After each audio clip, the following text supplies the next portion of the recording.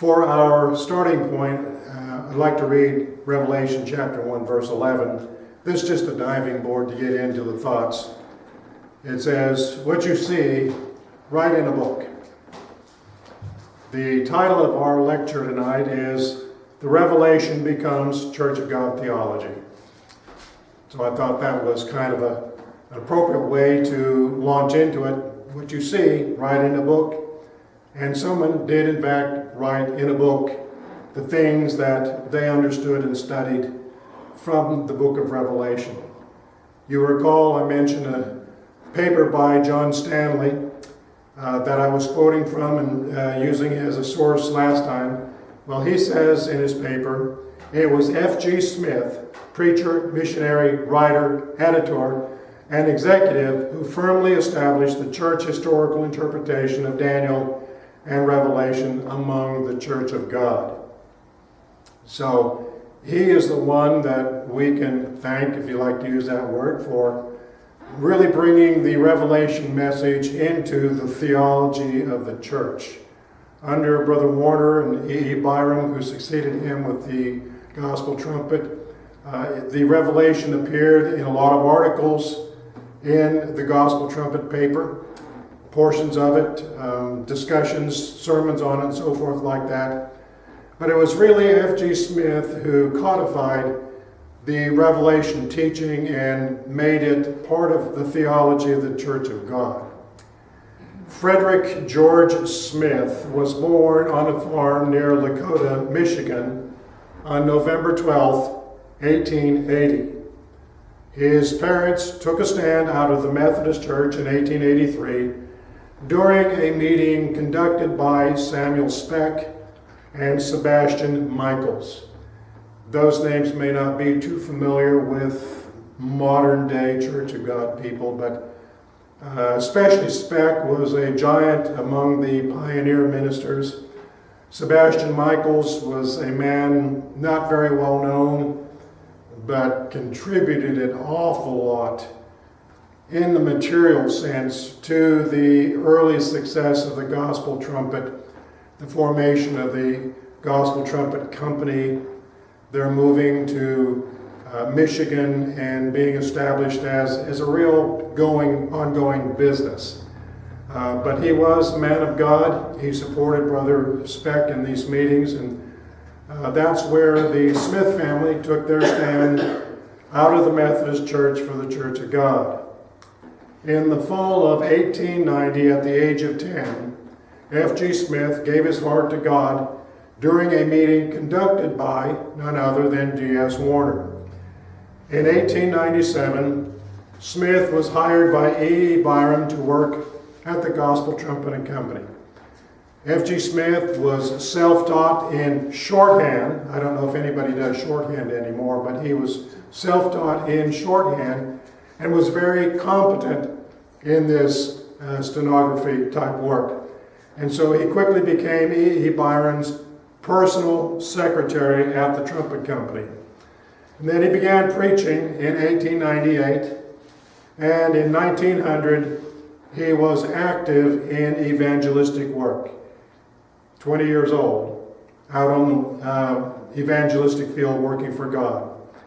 At the age of 28, he had risen to prominence within the movement as its ablest authority on church history and biblical interpretation.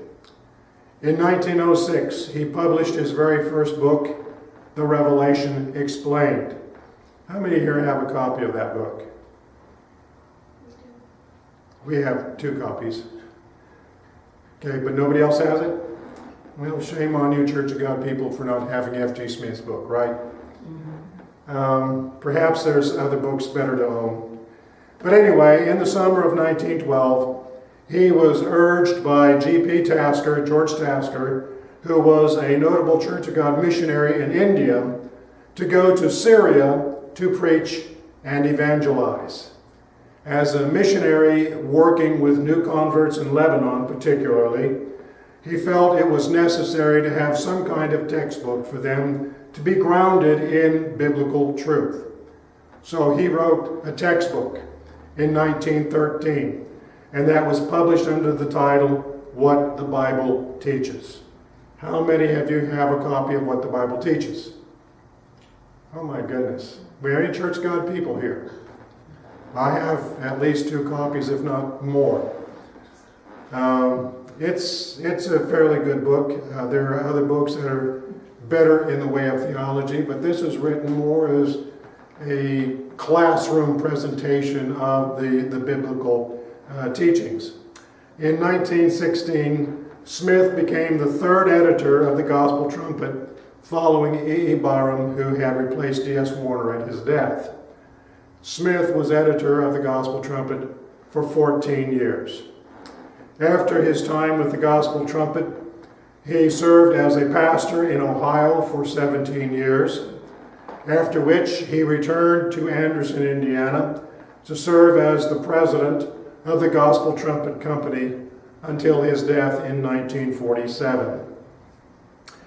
In our previous lecture, we noted similarities in the interpretations of the books of Daniel and Revelation of Uriah Smith, the Adventist writer, and D.S. Warner. With F.G. Smith, the similarities become much clearer. Now, some among the Church of God will firmly object that our use of the Revelation has anything to do with the Adventist. It has been the belief among Church of God people that as the Church of God, we have the truth and we are the repository of truth. In modern times, if God's going to reveal truth, it's going to be through the Church of God, through this group of ministers and congregations. That was very much the attitude at F.G. Smith's time, and in some groups calling themselves Church of God, that's very much the attitude today. We are the truth, and you will hear it from us. The understanding of the Revelation was given to us by God through such persons as D.S. Warner and F.G. Smith and other respected writers and teachers of the Church of God. That's the attitude, that's the belief of many people associated with the Church of God. However, truth is truth, regardless of who teaches it. Does that make sense to you?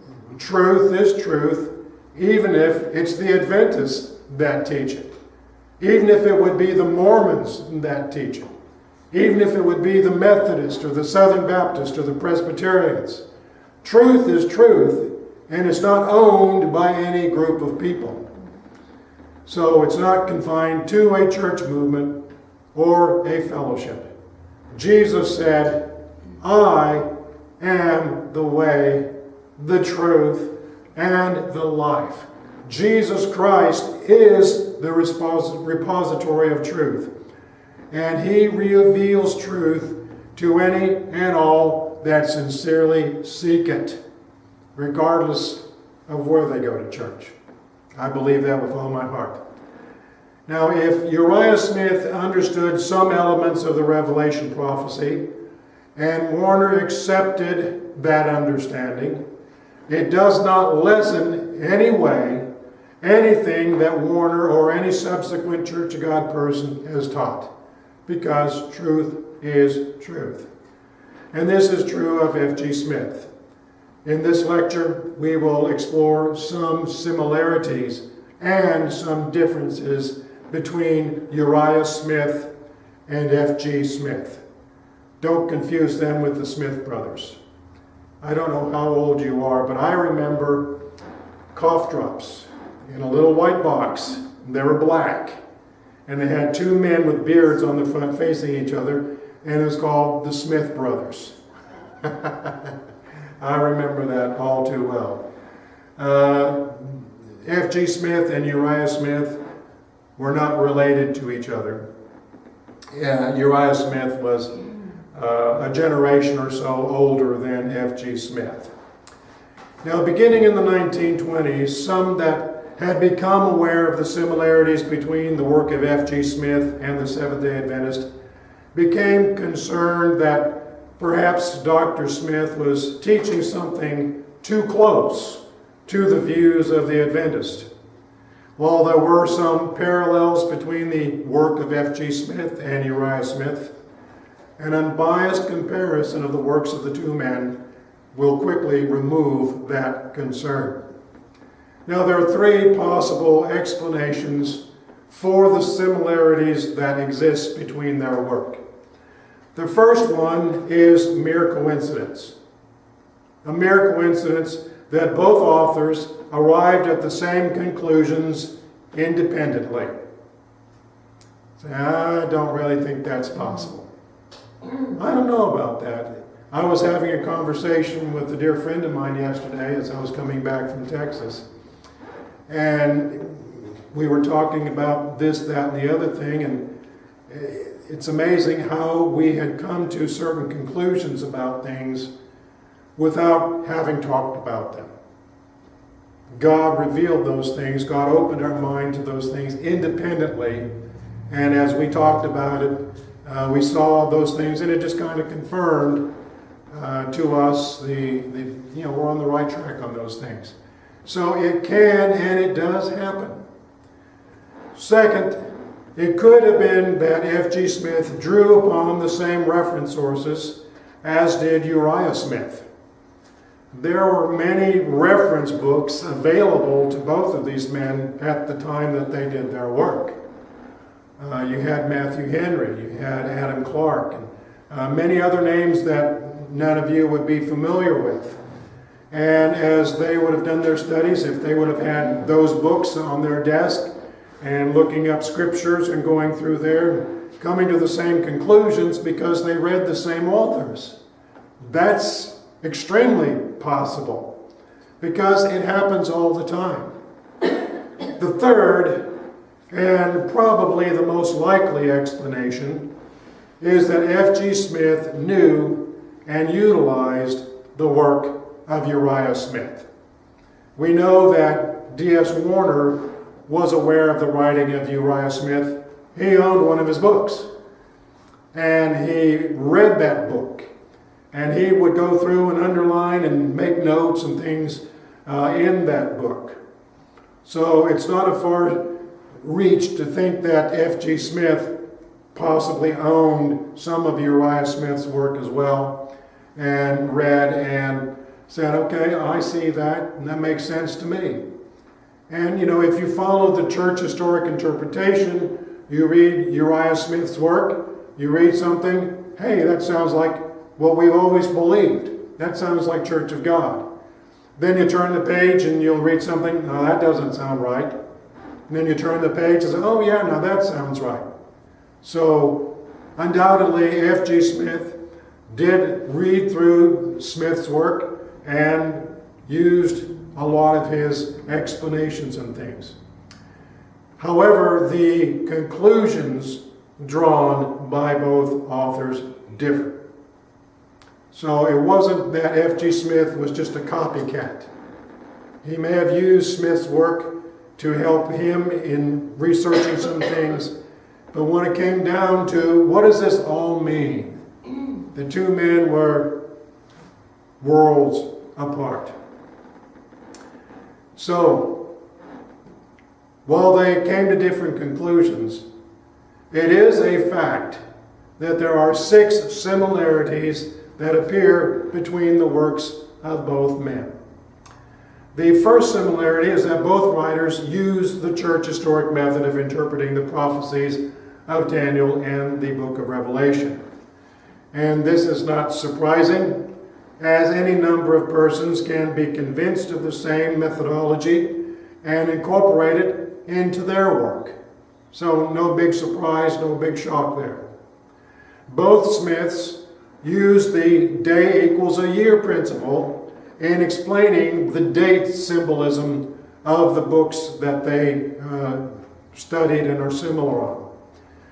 Also, both divide history into distinct periods, basing their systems on the 2,300 days of Daniel chapter 8, verse 14. Uriah Smith determined that there were 3 periods in church history. F.G. Smith, on the other hand, determined something different by different dates, and then he added a fourth period in church history. Both men saw a pagan Roman period at the beginning of the Christian era. Uriah Smith dates this period from 31 AD to 538 AD. F.G. Smith, on the other hand, dates this period from 1 AD to 270 AD. Both saw a period then of papal Roman supremacy. Uriah Smith dated this period from 538 to 1798. F.G. Smith, on the other hand, dated this period from 270 to 1530. Both saw a period of apostate Protestantism. Uriah Smith dated this period beginning in 1798 and continuing onward to the end of time. F.G. Smith, on the other hand, set the date for the beginning of this period at 1530 and continuing until 1880. And here is where a major difference occurs between the two authors. F.G. Smith adds a fourth period beginning in 1880. Smith held that this time Protestantism had run its course and time had entered the age of the evening light, as taught by his predecessor D.S. Warner. So, within this first similarity, this church historic interpretation, there's a lot of similarities, but they have some different conclusions. The second similarity in their work is their understanding of the biblical symbol of Babylon as seen in Revelation chapter 16, verse 19. Both authors see Babylon consisting of three parts. First one, paganism. Second one, Catholicism. And the third one, Protestantism. And the only point of difference between the two is that F.G. Smith preferred to use the word heathenism as opposed to paganism, as was used by Uriah Smith. The third similarity lies in their understandings of the six seals of Revelation chapter 6. It is only on the sixth seal where they differed significantly. But both see the Protestant Reformation in the fifth seal, and F.G. Smith is more specific in his writing about the Protestant reformers. Goes into greater depth and detail than what Uriah Smith did. The fourth similarity is that both authors appear to have borrowed from the same source on some points. In some instances, both use almost identical language. And it's interesting that they don't cite who that source is. If I'm writing a paper and I use a quotation from Adam Clarke, and Brother H.V. Snowden in Shawnees, he's doing some research, and he uses a quotation from Adam Clarke, and it happens to be the same quotation. And then you would read our papers, you would say, well, obviously you two guys used the same source. Why? Well, because here it is in black and white, the same words. And we know you two guys don't think the same way. So it had to be somebody. You would have been decent to cite who your reference was. And that's always a good thing to do. When you're using somebody's work, say who it is, so that we know, okay, Pastor, you do some research. All this deep thinking isn't just coming out of your mind. You see what some of these great men of God who've gone before, these good theologians and Bible interpreters have done. If you quote from Birth of a Reformation, if you quote from what the Bible teaches, say so.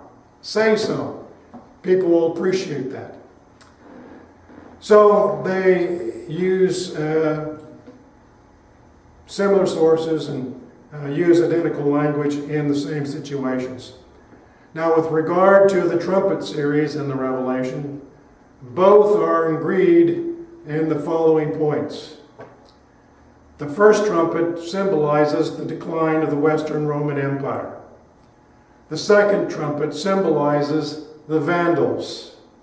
The third trumpet symbolizes Attila and the Huns. The fourth trumpet symbolizes the collapse of the Roman imperial government. The fifth trumpet symbolizes Mohammed. And the sixth trumpet symbolizes the Turks and the decay of the Ottoman Empire. Now, how many here have ever heard that preached? No. In my time in the Church of God, I have never heard anyone preach that, because later preachers come up with a different interpretation of what the symbols, the trumpets mean. But if you would go back and read the Revelation Explained, you'll find out that F.G. Smith follows that line of thinking right there. And if you are familiar with the history of Western civilization, you'll say, well, okay, that makes perfect sense to me. But we're not here to argue what those mean. It's just pointing that they were in agreement on those things. The fifth similarity concerns the interpretation of the leopard beast of Daniel chapter 7, verse 6. Both authors say that it represents the papacy and the papal period of history. A comparison between the works of both authors show that F.G. Smith quoted from Uriah Smith on this point without crediting him, other than to call him a certain expositor. He was that prejudiced against the Adventist and Uriah Smith that he would not credit him when he used his information. Okay? Now, the sixth similarity has to do with the charts and diagrams utilized by both writers. The Church of God did not invent Revelation charts. Shock. The first one among those that used this church historic interpretation to use charts was the Adventist, Uriah Smith. As he would go out and he would hold his lectures, he would have these charts, which in their approach to the book of Revelation is a good thing to do, because number one, it holds people attention while you're boring them with details.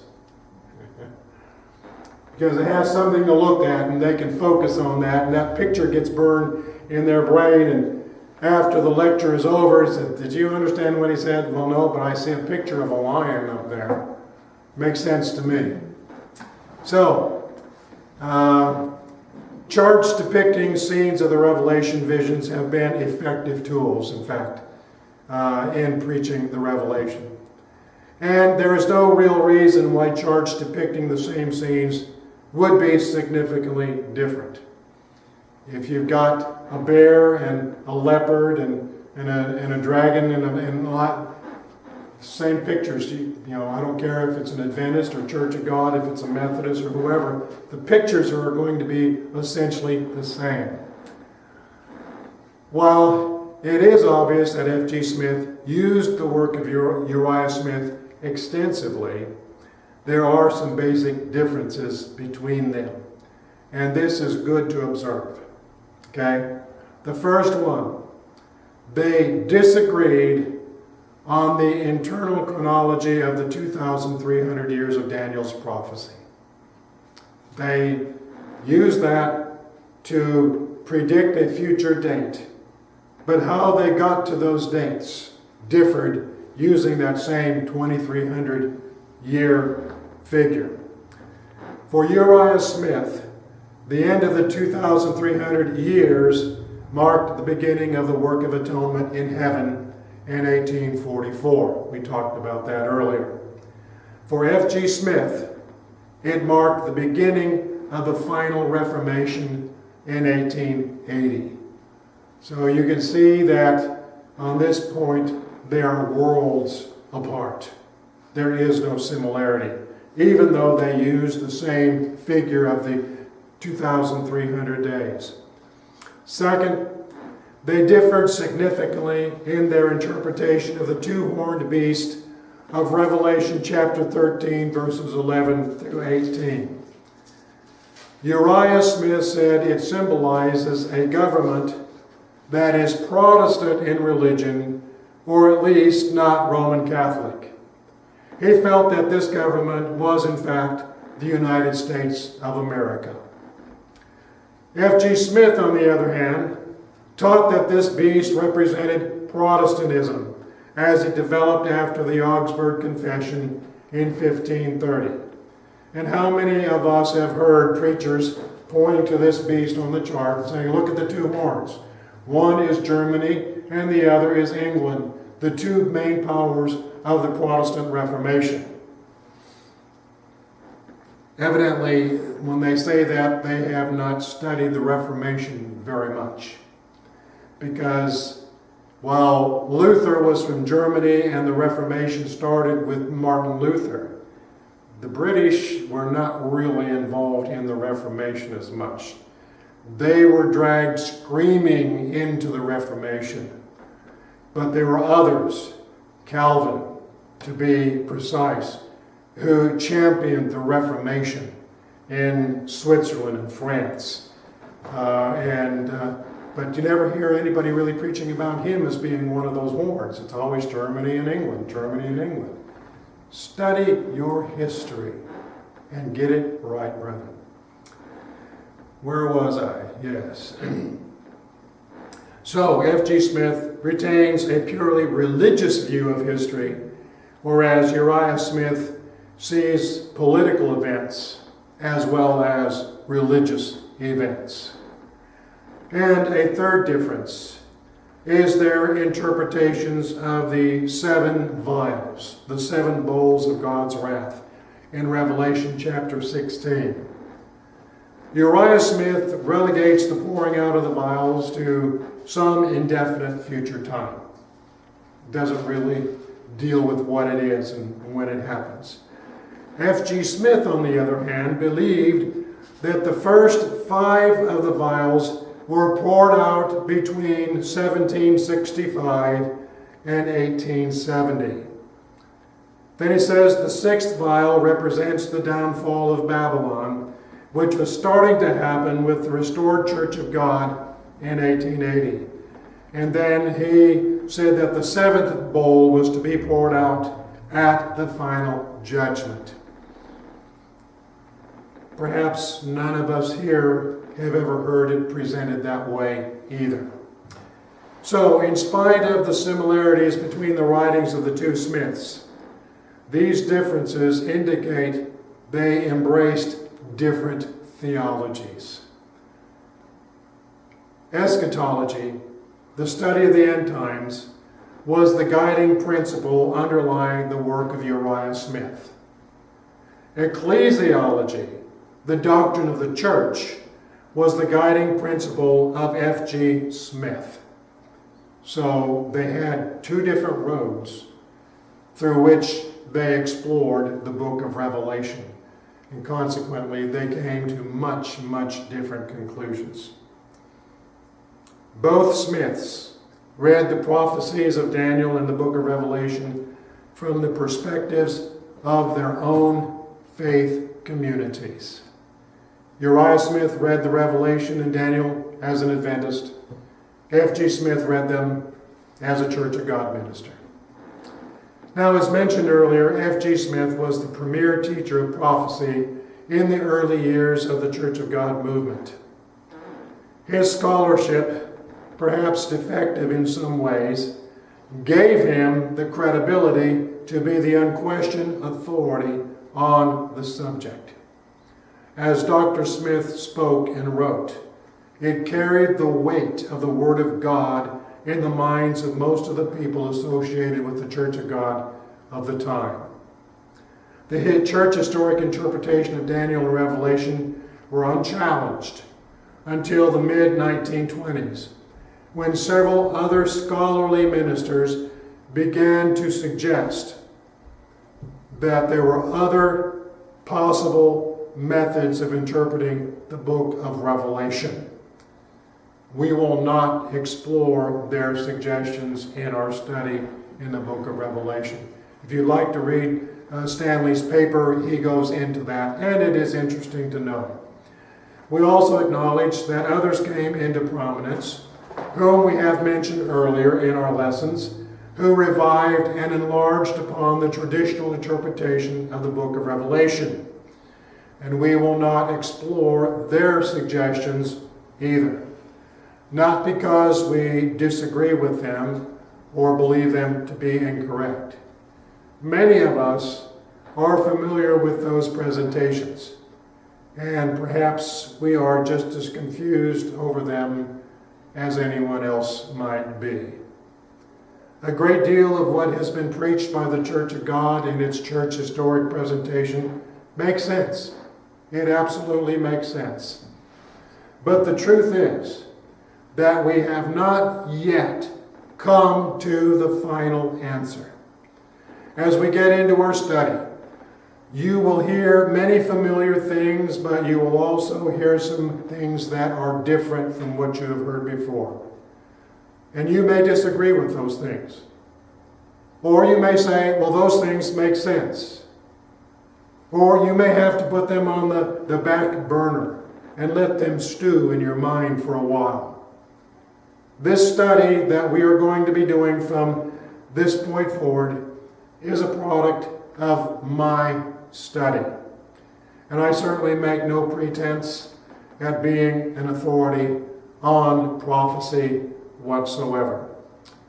Again, I acknowledge the paper, Unity Amid Diversity, Interpreting the Book of Revelation in the Church of God, Anderson, by John E. Stanley, for the comparisons between the work of Uriah Smith and D.S. Warner and F.G. Smith. That is a good paper. It's on the church website. I welcome you to read that if you have the time to do that. And in going forward, I'd also like to make another acknowledgement. A name that you've never heard, I'm sure, Philip Morrow.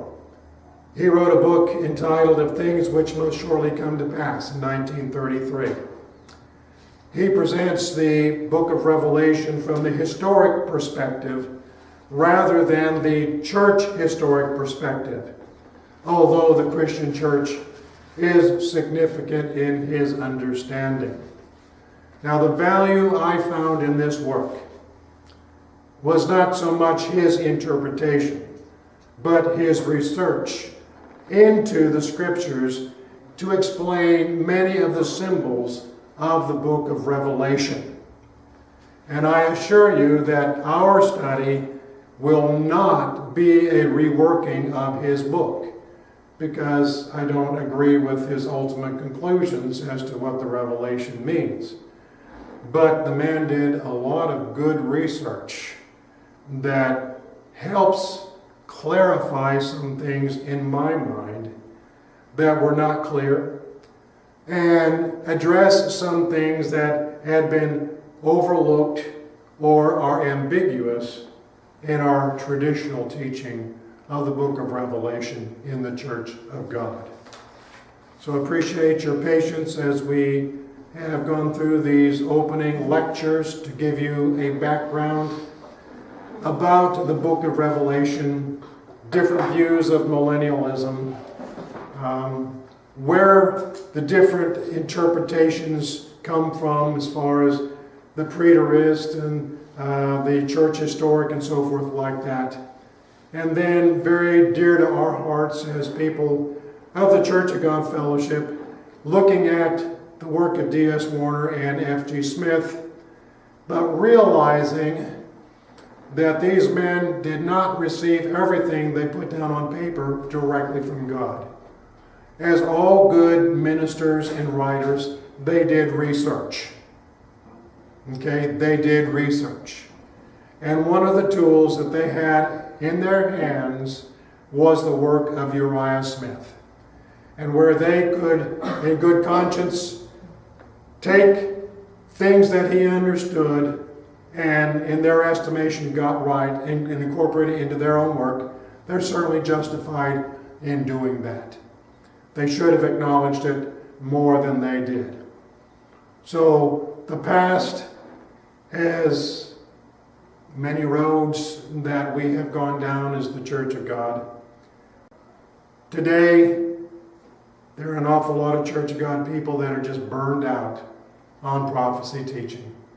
They have no interest in it because it's been like a tennis match going back and forth, and we agree on this, we disagree on that, we cut off fellowship with people who don't agree what the woman in the wilderness and the 12th chapter of Revelation is, and other such foolishness. As we begin, we will earnestly dig into the book of Revelation and look at the events that it pictures and try to glean the meaning of those events. Not so much as to peg a date on a chart and say, well, the church was this at that point in time. But if that's a revelation of the things that will be, well, they are today. And we face those things as the church in the battle against the kingdom of darkness. And we need to know those things so that we can battle with intelligence and open our heart and mind to the Spirit of God as we do the work of God in our community. Amen.